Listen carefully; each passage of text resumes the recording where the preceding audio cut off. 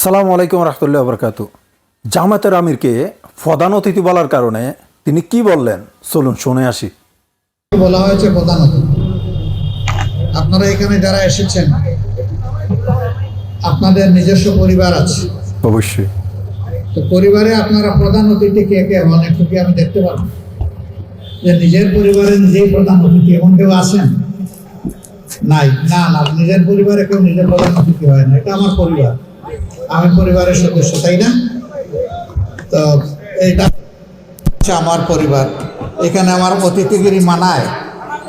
আমি আপনাদের একজন পরিবারের সদস্য, ইনশাআল্লাহ এইভাবেই থাকতে চাই। আল্লাহ হায়াত দিলে অন্তত 5 বছরের যে ম্যান্ডেট আপনারা দিয়েছেন, আমাদেরকে ভালোবেসে আমাদের উপর আস্থা রেখেছেন, আমরা যেন আস্থার প্রতিদানটা দিতে পারি। আল্লাহ যেন আমাদেরকে সেই সামর্থ্য দান করেন। আপনারা দোয়া করবেন। কত সুন্দরভাবে তিনি কথা জবাবটা দিয়েছেন।